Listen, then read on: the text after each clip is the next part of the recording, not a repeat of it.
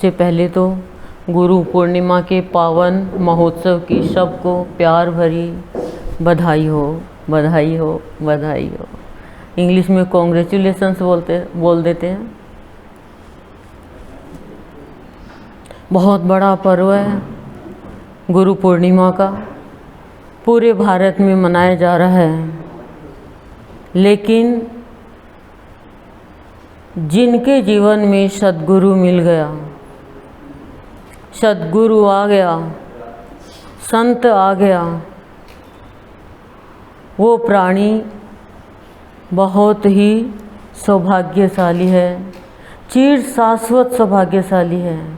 वो आत्मा बहुत बड़ा प्रारब्ध या पुरुषार्थ जब दोनों मिलते हैं, पूर्व संचित कर्म जब शुभ होते हैं तो संत का मिलना होता है।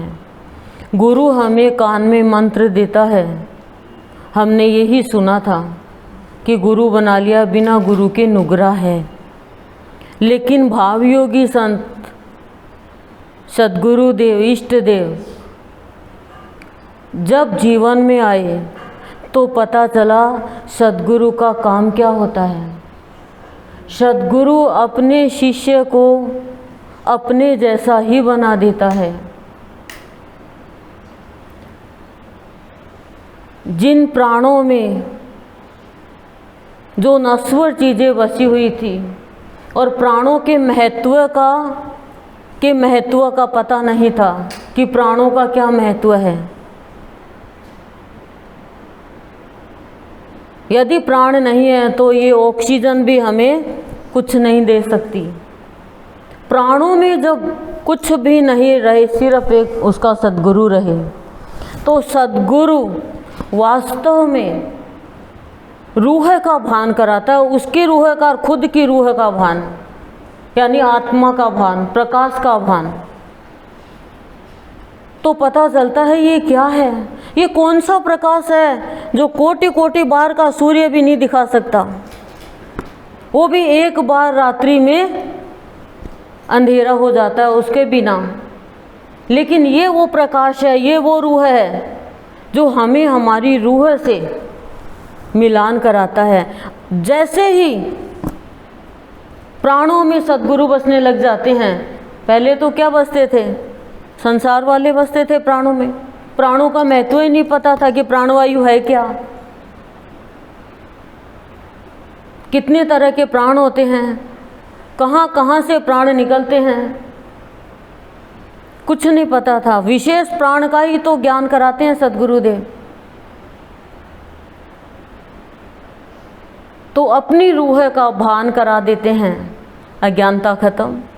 और अपने शिष्य का प्यार और खुद का प्यार दोनों का मिश्रण करके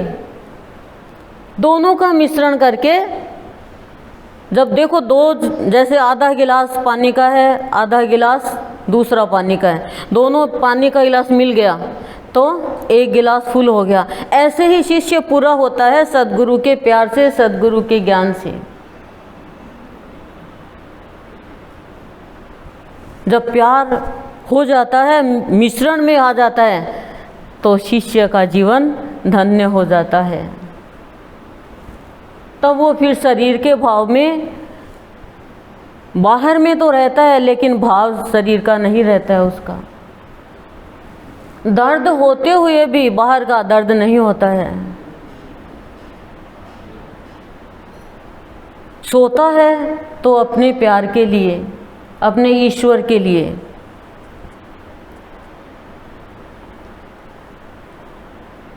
जैसे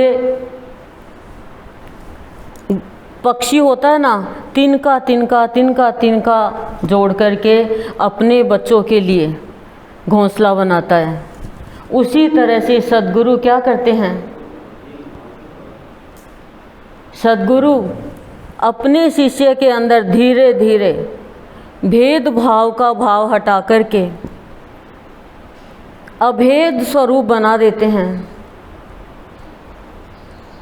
जैसे अभेद स्वरूप बना देते हैं तो उसकी दृष्टि परिवर्तन होती है। दृष्टि तो खराब करती है प्राणी को।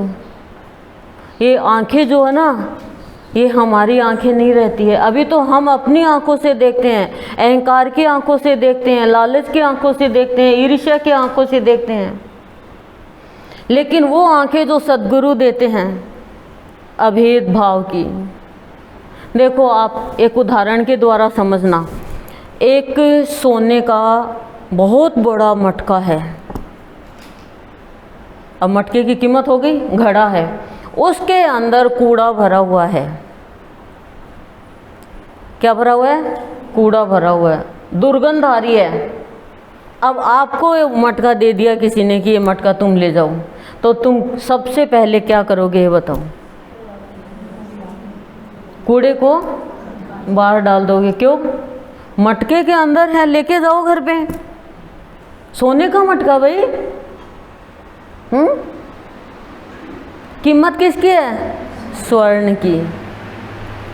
कूड़ा है, बाहर डाल दिया, सोना हो गया। हर प्राणी का जीवन सोने के जैसा है। कोई प्राणी खराब नहीं है, बस अंदर जो कूड़ा भरा हुआ है गुरु बस वो ही बाहर निकालता है। हम तो क्या कहते हैं, छिटका देते हैं ना, बेकार है। नहीं, सब में प्यार है, लेकिन प्यार मिला नहीं है, मिश्रण नहीं हुआ है प्यार का, गुरु के प्यार का।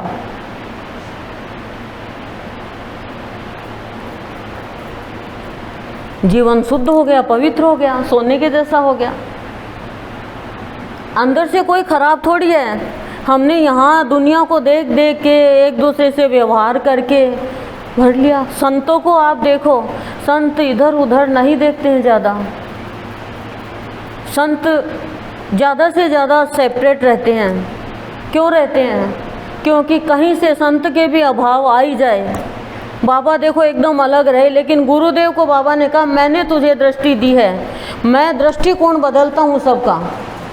तेरा दृष्टिकोण मैंने बदला है, अब तेरा काम है तू गृहस्थी में रहने वालों का दृष्टिकोण बदल।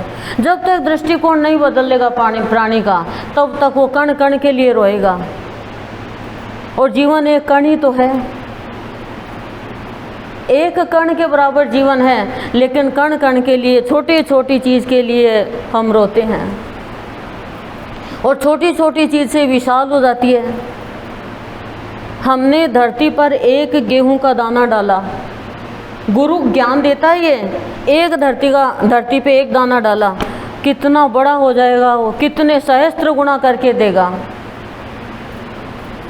कोई मनुष्य छोटा है, मान बेशक लो, उसके अंदर वो सारी शक्ति है जो भगवान में है।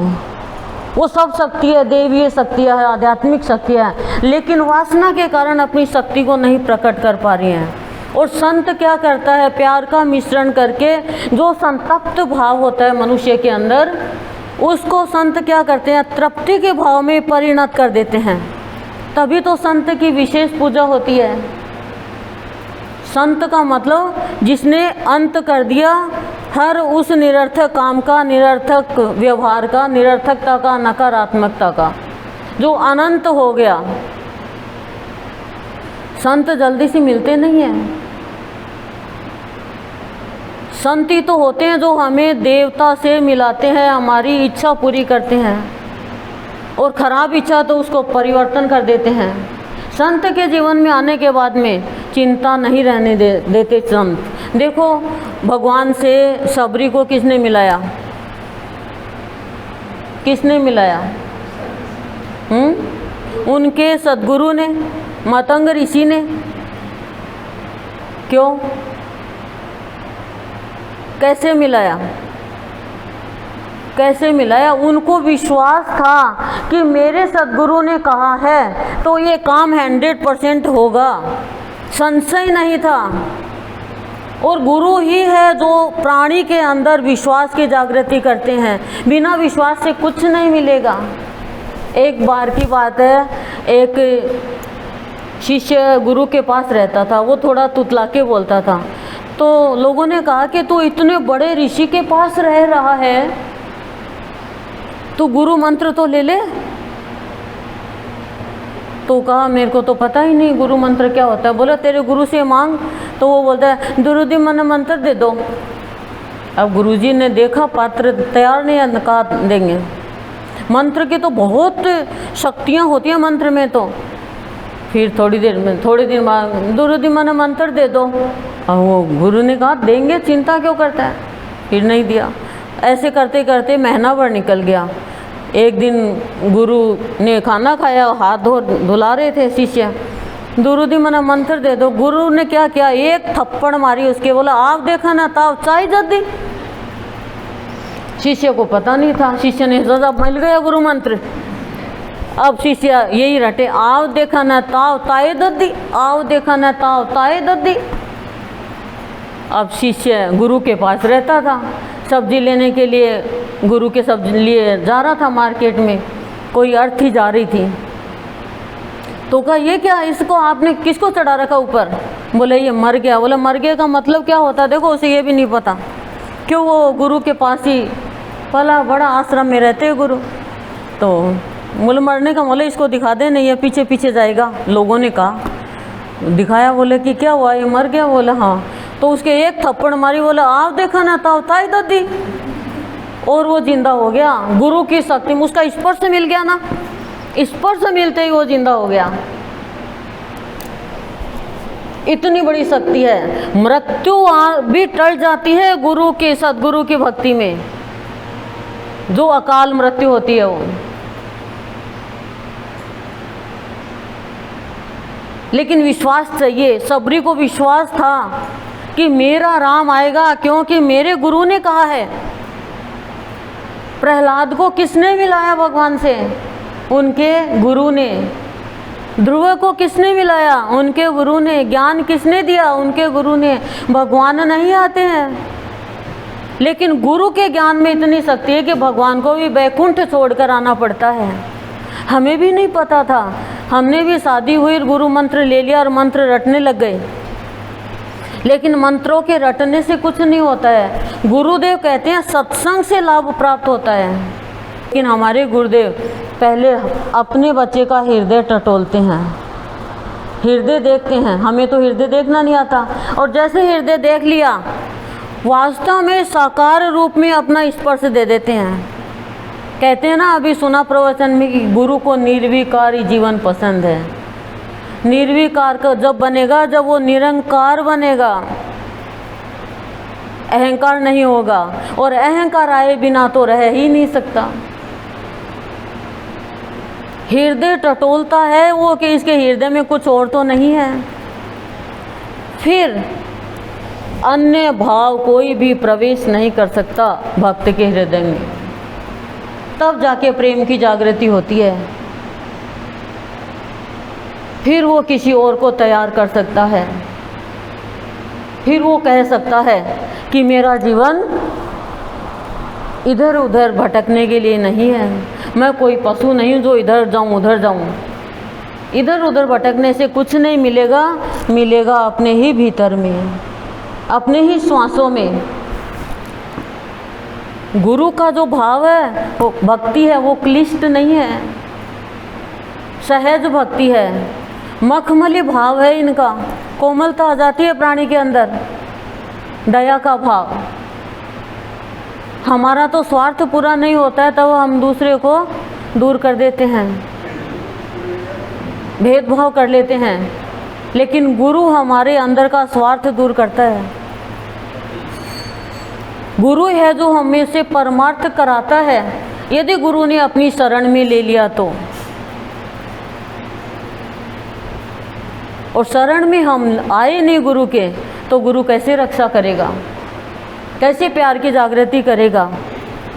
वासना की जागृति संसार में हो गई, प्यार की जागृति सत्संग में होती है, और पता भी नहीं चलेगा कब हो गई। लेकिन सत्संग की लाज जो रखता है, सत्संग उसकी लाज रखता है। ये छोटा सा जीवन है। गुरु ये समझाते हैं हमें कि विश्वास की जागृति मैं करूँगा, लेकिन तुम मेरी शरण में आकर के सत्संग का लाभ तो उठाओ।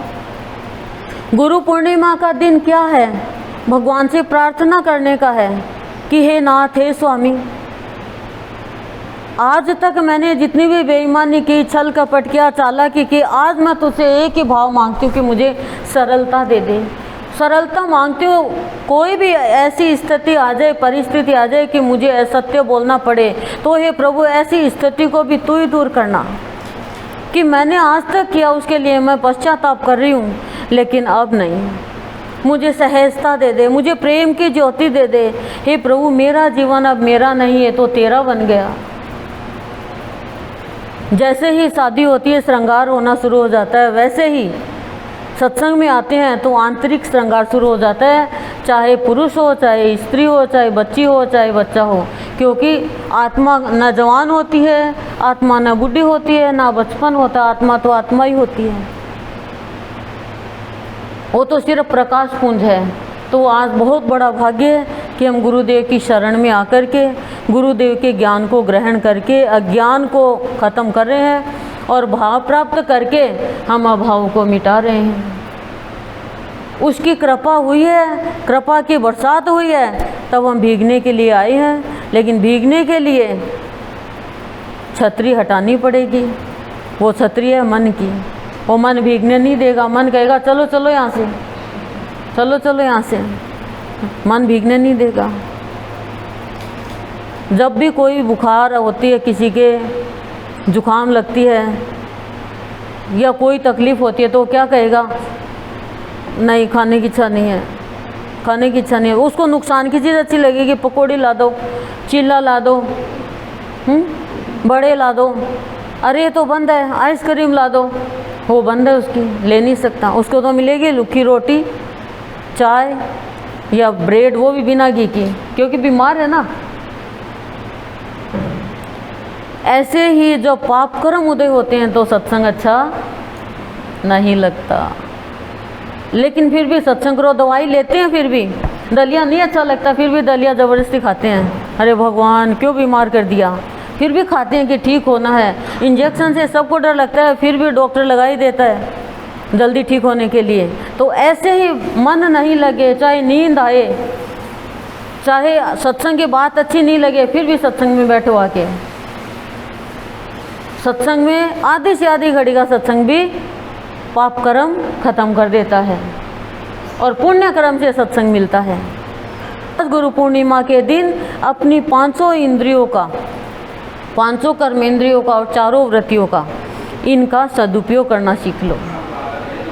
गुरु इनका दुरुपयोग नहीं करता है। देखो, बिजनेस में झूठ नहीं बोलेगा तो खाएगा क्या, और सत्संग में सत्य नहीं बोलेगा तो पाएगा क्या। लेकिन झूठ भी नीति के अनुसार बोलना चाहिए। 5 की चीज़ यदि 500 में दे रहे हैं तो एक बार तो दे देंगे, उसके बाद में वहाँ मत जाना, वहाँ मत जाना। और देखो, आप कहीं पर भी बात का धनी जो होता है ना, गुरु होता है, भाई साहब ये क्या चीज़ है, ये आप 500 में दे रहे हो? नहीं भाई साहब 350। अच्छा ले जा। अब धक से लगती है कि 350 में दे दी बंदे ने, इसका मतलब तो बहुत महंगी दे रही है। बहुत सोच समझ के बिजनेस होता है, बहुत सोच समझ के जीवन का बिजनेस होता है। आज तो बोल दिया इसको ये नहीं करना, कल बोल दिया उसको ये नहीं करना, परसों बोल दिया ऐसा नहीं करना। ऐसा नहीं, ये तो हीरे मोतियों का व्यापार है। जीवन को हम हल्के में ले रहे हैं बस, बाकी सब चीज़ की देखभाल कर रहे हैं। सबने रख दिए क्या ऊनी कपड़े? रख दिए, ओडोनिल वगैरह डाल के रखिए, ऐसे ही रखा। तो फिर जीवन के लिए भी तो इन कीड़ों को मारना है। जीवन के लिए क्यों नहीं रखा? महंगी से महंगी स्वेटर तरीके से रखते हैं कि ये प्योर है, इसको कोई काट नहीं ले। प्योर है, प्योर साड़ी को पानी में नहीं धुलती है प्योर साड़ी। तो जो प्योर है, हम शुद्ध है, वो साधारण बात से तो खराब हो जाएगा। तेरी मेरी से तो ड्राई क्लीन होती है उसकी, बताओ आप। यदि वो साधारण पानी में धोंगे तो रंग छोड़ देगा। और यदि हम विशेष बन गए सत्संग में आके और फिर भी तेरी मेरी करते हैं तो वो गुरु का रंग छूट जाएगा।